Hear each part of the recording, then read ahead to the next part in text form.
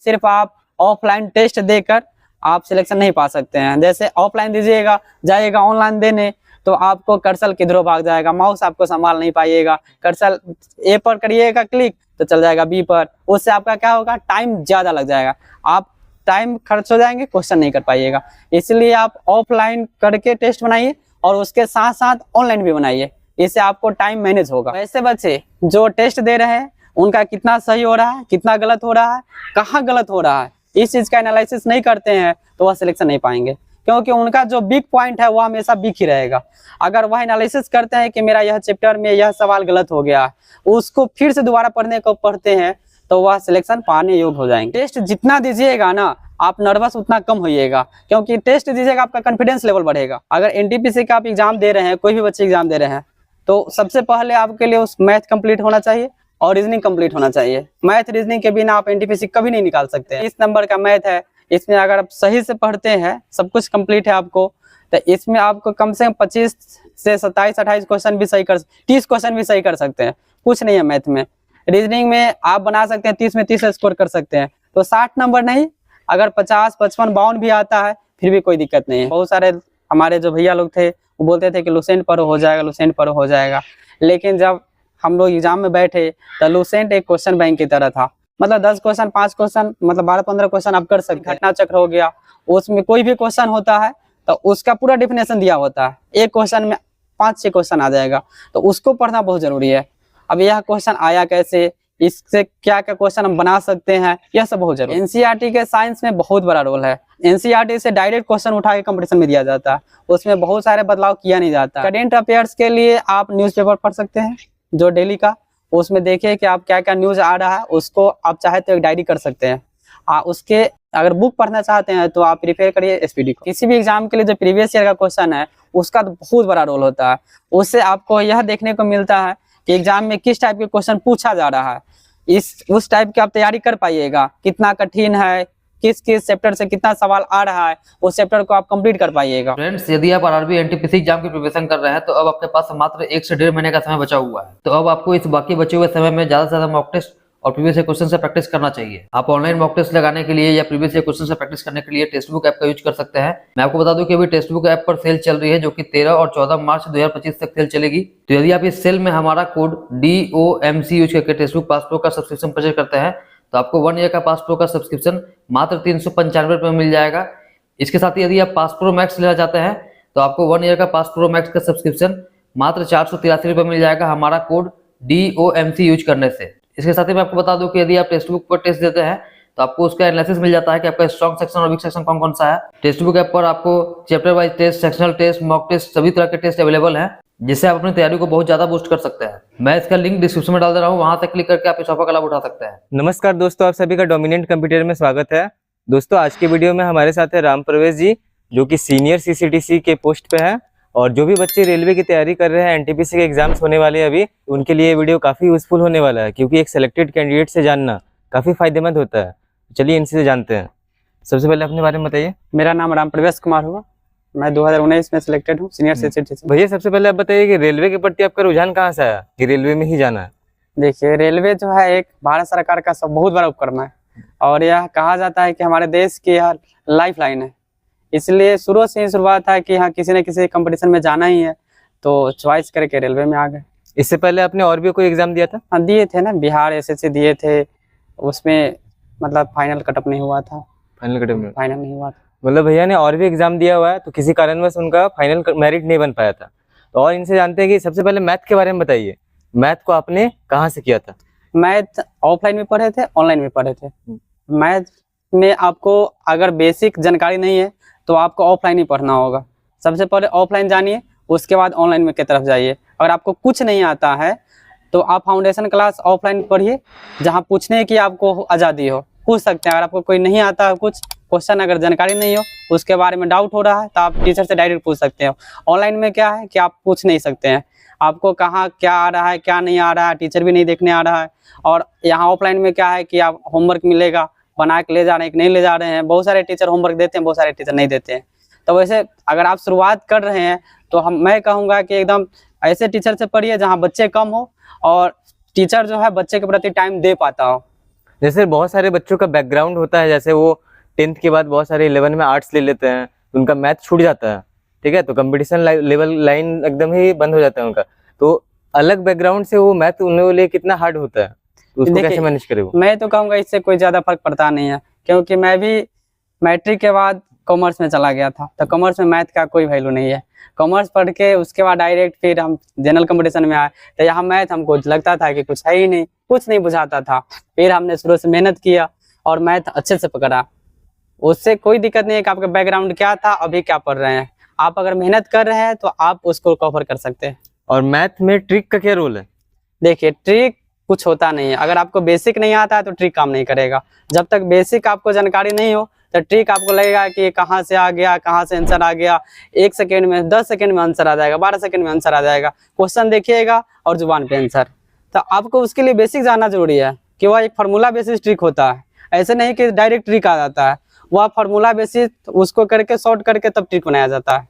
जैसे बहुत सारे बच्चे अभी तैयारी कर रहे हैं, एनटीपीसी एग्जाम्स आने वाली है, और कोई नए बच्चे भी है, तो उनको आप कौन सा बुक सजेस्ट करना चाहेंगे जिनको कुछ नहीं आता उनके लिए? देखिए, जिनको कुछ नहीं आता प्रैक्टिस के वो लिए, सबसे प्रैक्टिस के लिए, तो प्रैक्टिस के लिए तो आपको सबसे पहले फाउंडेशन बोले कि फाउंडेशन करिए। फाउंडेशन करने के बाद आपको करना होगा सेट बनाना होगा। मैथ का सेट बनाइए, प्रीवियस ईयर का क्वेश्चन उठा के बनाइए, जो रेलवे जितने भी एग्जाम हो रहा है रेलवे का उसको बनाइए। अगर उसको बना लेते हैं तो आप एसएससी का बनाइए। एसएससी जो एग्जाम ले रही है, जैसे एमटीएस हो गया, एलडीसी हो गया, उसके बाद सीजीएल हो गया, तो ये सब भी आपको सेट बनाना है। ऐसा नहीं है कि हम सिर्फ रेलवे के एग्जाम के क्वेश्चन बनाएंगे, इससे आपको पूर्ण ज्ञान नहीं हो पाएगा। बहुत सारे क्वेश्चन ऐसा आएगा जो रेलवे का आप कभी पूछा ही नहीं गया, वो एसएससी में पूछा है, इसमें रेलवे में पूछ दिया। इसलिए आपको एसएससी का भी पढ़ना जरूरी है। जैसे मैथ्स में अरिथमेटिक का बहुत बड़ा रोल रहता है, तो अरिथमेटिक में बच्चे कौन सा स्टार्ट करें पहले, जिससे उनको सब चैप्टर को पढ़ने में आसानी हो? अरिथमेटिक में आप देखिए, बेसिक आपको पढ़ना है तो आर.एस. अग्रवाल की किताब को प्रिफर कर सकते हैं। आर.एस. अग्रवाल उसको पूरा बना चाहिए। उसके बाद आप किरण को बना सकते हैं। यह 2 मैथ आपके लिए बहुत बेस्ट है। उसके बाद और ज्यादा पढ़ना है तो राकेश यादव के पढ़ सकते हैं, गगन प्रताप के पढ़ सकते हैं। अरिथमेटिक में कोई चैप्टर? अरिथमेटिक में आप पढ़ सकते हैं, जैसे सिंप्लीफिकेशन हो गया। सिंप्लीफिकेशन का ज्ञान आपको बहुत जरूरी है। और परसेंटेज तो है, सिंप्लीफिकेशन अगर आपको आ रहा है तो परसेंटेज आप कर पाइएगा। परसेंटेज में सिंप्लीफिकेशन का बहुत अहम रोल है। उसमें परसेंटेज है, कैलकुलेशन है, ये सब कहाँ सिंप्लीफिकेशन में। कैलकुलेशन आपको अरिथमेटिक में पढ़ना होगा, उसके बाद डेसिमल पढ़ना होगा, ये सब अरिथमेटिक का है। तो अरिथमेटिक का ज्ञान बहुत जरूरी है मैथ के लिए। बच्चे एक दिन में कितने समय दें मैथ के लिए? देखिए, ऐसा तो कोई टाइम निर्धारित नहीं है कि इतना टाइम देना है मैथ पे, 2 घंटे देना है, 4 घंटे देना है, 5 घंटे देना है, ऐसा कुछ नहीं है। आप कितने टाइम में उसको कवर कर सकते हैं, यह सबसे बड़ी बात। आप अगर 1 घंटे में कवर कर सकते हैं मैथ को तो 1 घंटे में कर। बहुत सारे बच्चे 5 घंटे में कवर नहीं कर पाते हैं, बहुत सारे 2 घंटे में कर पाते हैं। तो आप कितना देर में कवर कर लेते हैं मैथ को, वह आपसे सबसे बड़ी बात। अब रीजनिंग के बारे में बताइए, रीजनिंग आपने कहाँ से पढ़ा था? देखिए, रीजनिंग ऑफलाइन में पढ़े थे, ऑनलाइन में पढ़े थे। तो ऑफलाइन में हमने सगीर अहमद के बुक पढ़ा था, उसके बाद अजय चौहान उनके किताब पढ़े थे, और ऐसे सेट बनाए थे। रीजनिंग में कोई ऐसा टॉपिक जिसमें आपको कुछ प्रॉब्लम हुई हो समझने में? शुरू में तो सब प्रॉब्लम होता है। जैसे पहली बार एग्जाम दिए थे तो सिलोज के क्वेश्चन था उसमें, जैसे कुछ बकरी गाय है, कुछ गाय गधा है। तो शुरू में हम एग्जाम देने गए तो हमको समझ में नहीं आया कि गाय बकरी कैसे हो गया, बकरी गधा कैसे हो गया। तो लेकिन फिर हम लोग तैयारी किया तो सोचे अच्छा ये सब अपना निष्कर्ष निकालना है कि कैसे होता है, या हो सकता है कि नहीं हो सकता है। वह सेंटेंस स्टेटमेंट दिया हुआ है, उसमें कंक्लूजन निकाल के देना है आपको। बहुत सारे बच्चों को रहता है कि रीजनिंग में बहुत हाइप रहता है कि इसमें बहुत हार्ड क्वेश्चन पूछा जाएगा, ऐसा कुछ है क्या? ऐसा कुछ नहीं है, रीजनिंग में कोई क्वेश्चन हार्ड नहीं होता। अगर आप बेसिक आपको नॉलेज है तो कोई भी क्वेश्चन हार्ड नहीं लगेगा। अगर आप ABCD जानते ही नहीं है, आपको कोई बोल दे लिखने के लिए तो हार्ड ही लगेगा। इसलिए आप उसको जानिए। अगर जान पाते हैं तो आपको कोई चीज़ भारी नहीं लगेगा, बहुत आसान है। अगर NTPC का आप एग्जाम दे रहे हैं, कोई भी बच्चे एग्जाम दे रहे हैं, तो सबसे पहले आपके लिए उस मैथ कंप्लीट होना चाहिए और रीजनिंग कंप्लीट होना चाहिए। मैथ रीजनिंग के बिना आप NTPC कभी नहीं निकाल सकते हैं। जैसा कि अभी 60 मार्क्स का मैथ और रीजनिंग मिला के होना है CBT 1 में। 60 में क्या सेफ स्कोर होगा मैथ और रीजनिंग मिला के? 30 नंबर का मैथ है, इसमें अगर आप सही से पढ़ते हैं, सब कुछ कंप्लीट है आपको, तो इसमें आपको कम से कम 25 से 27-28 क्वेश्चन भी सही 30 क्वेश्चन भी सही कर सकते हैं। कुछ नहीं है मैथ में।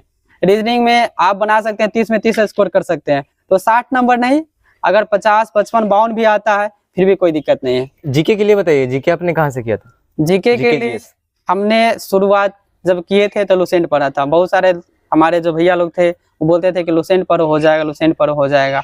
लेकिन जब हम लोग एग्जाम में बैठे तो लूसेंट एक क्वेश्चन बैंक की तरह था, मतलब 10 क्वेश्चन 5 क्वेश्चन मतलब 12-15 क्वेश्चन आप कर सकते हैं, लेकिन उससे आप कंपटीशन निकाल नहीं सकते हैं।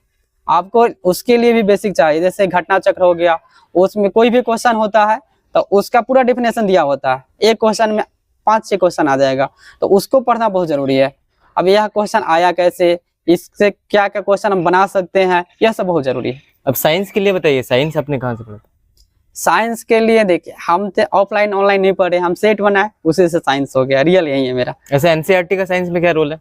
एनसीईआरटी के साइंस में बहुत बड़ा रोल है, उससे एनसीईआरटी से डायरेक्ट क्वेश्चन उठा के कंपटीशन में दिया जाता है, उसमें बहुत सारे बदलाव किया नहीं जाता है।